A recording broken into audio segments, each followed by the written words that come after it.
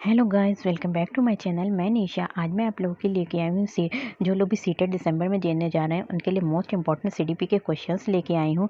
जो देखिए, जो क्वेश्चंस मोस्ट इंपॉर्टेंट है ये वो क्वेश्चंस हैं जो हमारे एग्जाम में पूछे भी जा चुके हैं और पूरा पूरा चांसेस भी हैं इस बार आने के क्वेश्चंस, क्योंकि इस बार जो पेपर हुआ था वो ज़्यादा थोड़ा सा मॉडरेट पेपर था आप लोगों का। तो काफ़ी क्वेश्चंस जो काफ़ी लॉन्ग भी पेपर आया था।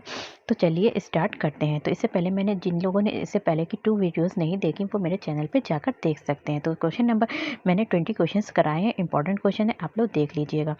तो चलिए स्टार्ट करते हैं। क्वेश्चन नंबर कह रहा है कितना है, 21 है। कह रहे हैं कि चालक विकास, यहाँ पे देखिए विकास है, तो चालक विकास की दर में व्यक्तिगत विभिन्नताएं होती हैं। जो चालक विकास है उसकी दर में व्यक्तिगत यानी कि व्यक्तिगत इंडिविजुअल डिफरेंसेस होती हैं, विविधताएं होती हैं। फिर भी चालक विकास का जो क्रम है, जो चालक विकास का जो क्रम है वो कैसा होता है, हमारा जो क्रम होता है वो हमारा होता है अपरिकृष्ट स्थूल चालक विकास और परिकृष्ट सूक्ष्म चालक विकास। देखिए ये क्वेश्चन जो था हमारा, जो अभी अगस्त में एग्जाम हुआ था उसमें पूछा जा चुका है।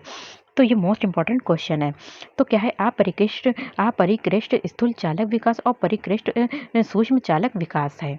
नेक्स्ट हमारा क्वेश्चन है, क्वेश्चन नंबर 22 है। कह रहे हैं कि जीन पियाजे, जो जीन पियाजे के अनुसार जो बच्चे हैं, ठीक है, जो स्टूडेंट बच्चे हैं, तो कह रहे हैं कि जीन पियाजे के अनुसार जो बच्चे हैं, बच्चे क्या करते हैं, वो क्या करते हैं, ज्ञान को सक्रिय रूप से संरचित करते हैं। तो क्या करते हैं, ज्ञान को सक्रिय रूप से संरचित करते हैं जैसे जैसे वे दुनिया में व्यवहार कौशलों का प्रयोग करते हैं तथा अन्वेषण करते हैं। तो जैसे जैसे वे बड़े होते हैं दुनिया में व्यवहार कौशलों का प्रयोग करते हैं तथा अन्वेषण करते हैं।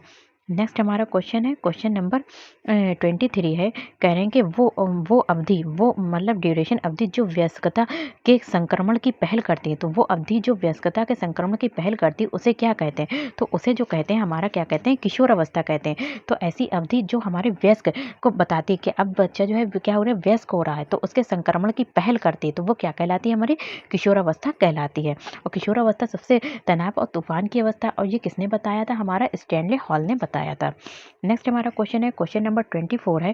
कहने हैं कि मौखिक संवाद जो बच्चे अपने आपस में करते हैं, आपसे करते हैं। तो मौखिक संवाद क्या होता है, जब बच्चा जो है कुछ काम कर रहा है या फिर अपने आप ही आप बात भी कर रहा है, तो मौखिक संवाद वो खुद ही अपने आप से बातें कर रहा है। तो कह रहे हैं मौखिक संवाद जो बच्चे अपने आप से बातें करते हैं, अपने आप से यानी कि खुद से बातें करते हैं, तो उन्हें लेव वाइगोत्स्की ने क्या कहा था, तो उन्हें लेव वाइगोत्स्की ने जो कहा था, उन्होंने क्या कहा था, व्यक्तिगत वार्ता कहा था। जब बच्चे जो होते हैं खुद से, जैसे कि कोई काम कर रहे हैं या फिर अपने कपड़े भी तहा रहे हैं या कुछ कर रहे हैं और फिर भी अपने आप से ही बातें कर रहे हैं, तो उसे क्या कहा था, लेव वाइगोत्स्की ने व्यक्तिगत वार्ता कहा गया था। क्या कहा था, व्यक्तिगत वार्ता कहा था। नेक्स्ट हमारा क्वेश्चन है, क्वेश्चन नंबर 25 है। कह रहे हैं कि खिलौने हैं पहनावे की वस्तुएं, घरेलू सामग्रियां या व्यवसायों एवं रंगों के विशिष्ट लिंग के साथ संबंधित करना क्या प्रदर्शित कहलाता है। ठीक है, खिलौने क्या है, अब जैसे क्या है, यहाँ पे अगर बात है खिलौने की है, तो जैसे यहाँ पे एक बात अगर खिलौने की करें कि यहाँ पे एक गर्ल्स है, ठीक है, और एक यहाँ पे बॉयज है। अब जैसे मान लिया जाता है कि जो गर्ल्स हैं तो वो क्या है, गुड़ियों से खेलेंगे, और बॉयज हैं यहाँ पे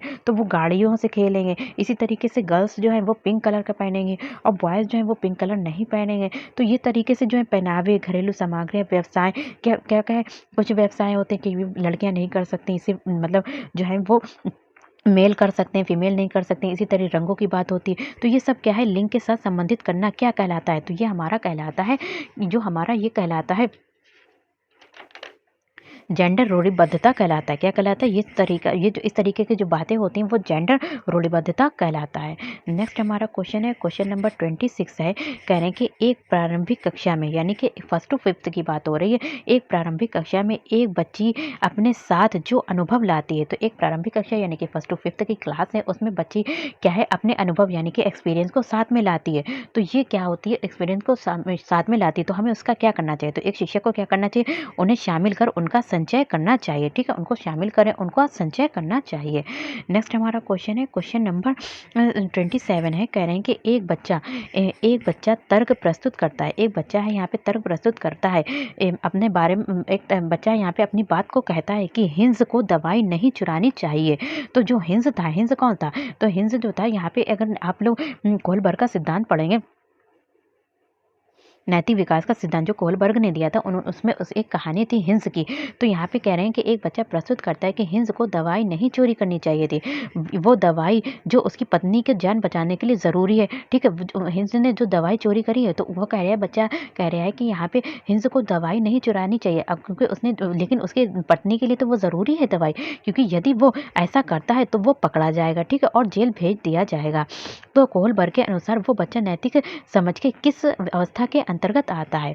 तो वहाँ पे बच्चा जो है तो किस अवस्था के अंतर आता है? तो वो आता है दंड एवं आज्ञा पालन अभिविन्यास की अवस्था में आता है, क्योंकि बच्चा कह रहा है कि बच्चे की मतलब ये है कि अगर वो चोरी करेगा, ठीक है? बच्चा ये नहीं समझ रहा है कि वो दवाई जो है हिंस की पत्नी के लिए बहुत ज़रूरी है, जिससे उसकी जान बच सकती है। बच्चा उस लेवल पे है जहाँ पे ये जबकि वो डर रहा है, वो आज्ञा का पालन कर रहा है, उसे दंड के बारे में पता है, तो वो उसकी फर्स्ट स्टेज में चल रहा है कि बच्चा, अगर हम किसी की चोरी करेंगे तो हमारे पर डाँट पड़ेगी, हमें मारा जाएगा और हमें पुलिस पकड़ के ले जाएगी। तो वो ये इस तरीके से, वो बच्चा मतलब छोटा है, तो वो किसकी जो बता रहा है, तो वो ये बता रहा है कि दंड एवं आज्ञा पालन अभिविन्यास को बता रहा है।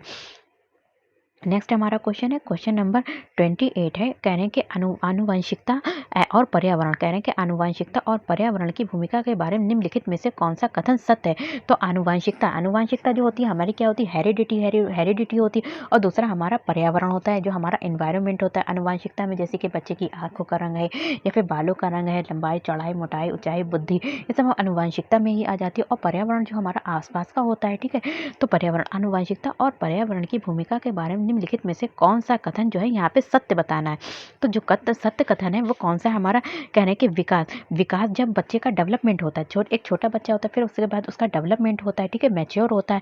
विकास के कुछ पहलू आनुवंशिक होते हैं, ठीक है? कुछ तो हमें जो होते हैं वो अपने पेरेंट्स से और अपने दादी दादा से मिलते हैं, और कुछ जो होते हैं वो हमारे क्या होते हैं, जहाँ पर हम रहते हैं वहाँ के इन्वायरमेंट से मिलते हैं। तो जब बच्चे का विकास होता है वो आनुवंशिकता तरीके से भी होता है और पर्यावरण भी उसमें हेल्प करता है। तो विकास के कुछ पहलू आनुवंशिकता और कुछ अन्य पर्यावरण से अधिक प्रभावित होते हैं। नेक्स्ट हमारा क्वेश्चन है, क्वेश्चन नंबर 29 है। कह रहे हैं कि निम्नलिखित में से कौन सा कथन पियाजे के सिद्धांत के अनुसार कहा नहीं जा सकता? ऐसा कौन सा कथन है जो पियाजे के सिद्धांत के अनुसार नहीं कहा जा सकता? तो हमारे यहाँ पे नेगेटिव बताना है, क्या नहीं कहा जा सकता है पियाजे के सिद्धांत के अनुसार। तो क्या नहीं कहा जा सकता? इन्होंने ये नहीं बताया था कि निरंतर अभ्यास से अधिगम होता है, निरंतर अभ्यास से अधिगम होता है, तो ये पियाजे ने नहीं बताया था। नेक्स्ट हमारा क्वेश्चन है और लास्ट क्वेश्चन है। कह रहे हैं कि निम्नलिखित में से कौन सी पूर्व संक्रियात्मक विचार की सीमा नहीं है? तो पूर्व संक्रियात्मक अवस्था जो थी वो हमारी पियाजे ने दी थी। कह रहे हैं निम्नलिखित में से कौन सी पूर्व संक्रियात्मक विचार की एक सीमा नहीं है? तो कौन सी एक सीमा नहीं है? हमारा प्रतीकात्मक विचार का विकास जो है वो क्या है? हमारी पूर्व संक्रियात्मक विचार की एक सीमा नहीं है। तो वीडियो पसंद आए तो like share subscribe my channel. Thank you, have a nice day.